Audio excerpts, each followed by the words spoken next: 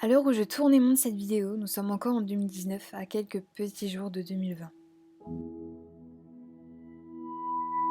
L'année est sur le point de s'achever et la décennie avec elle nous rendant plus qu'à n'importe quel autre moment de l'année, conscients du temps qui passe et donc forcément de notre mortalité.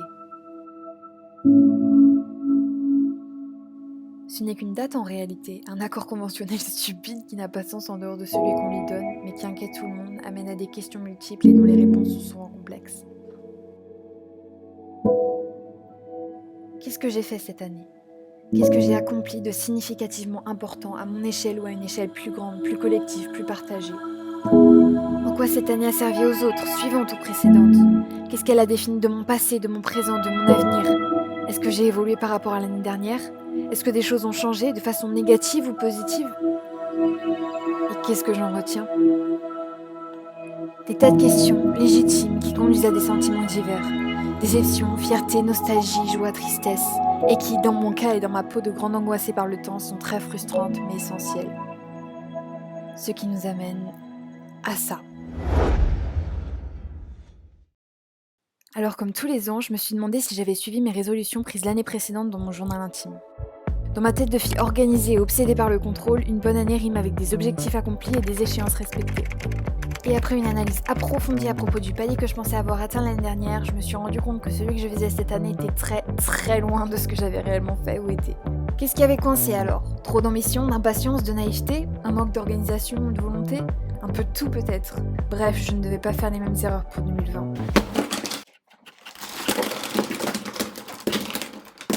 Du coup, ce que je vais faire, c'est que je vais me faire un petit calendrier pour l'année, pour pouvoir prévoir ce que je vais faire durant l'année et pour pouvoir mieux tenir mes résolutions, du coup, puisque je vais les noter tout simplement, je vais me faire un calendrier de ce qu'il faut que je fasse, de quand il faut que je le fasse, et voilà, je vais me mettre des échéances pour pouvoir les réaliser et pour pouvoir tenir bien mes résolutions. C'est parti. Hurts to admit it, but no one will visit. Not even Santa will spare me a minute. Holy night, I'm alone tonight.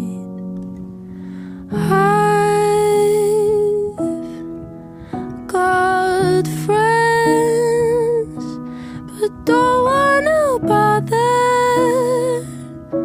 Now red has become the loneliest color.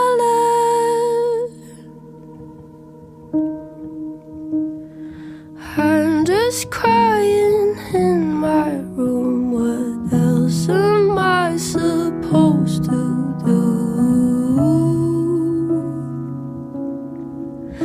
I mean, it's Christmas after all. Lundi 30 décembre 2019, 2h37, dans ma chambre. Ça y est, journal. Dans la nuit de demain, nous passerons à l'année et même à la décennie suivante. Donc voilà, si on s'en fiche un peu, si vous êtes vraiment intéressé, vous pouvez faire pause, mais je doute que vous le soyez, donc on continue.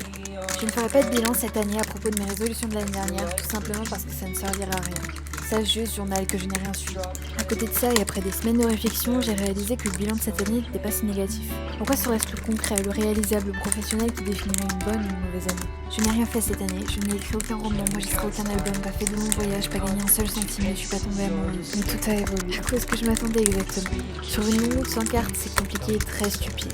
Alors journal voit cette année comme une carte où je me suis trouvée. Ces dernières années ont été spectaculaires d'un point de vue développemental pour moi. Et pourtant les évolutions vont continuer et j'espère qu'elles seront non plus psychologiques pour 2020 mais professionnelles. Je suis devenue quelqu'un. Que vais-je faire de ça maintenant ? Tu l'as deviné, journal, il est temps de prendre mes nouvelles résolutions pour l'année à venir. Chanter devant les gens, écrire un roman, avoir confiance en moi, aller la musique, danser, travailler, être heureux, lire, être gentil. Et voilà journal, ça me semble assez complet. L'année s'achève mais je suis prête pour la suivante. On se retrouvera en décembre 2020 pour un nouveau bilan, de nouvelles résolutions toutes fraîches. J'ai hâte de savoir où j'en serai. J'ai hâte de vivre une année de plus.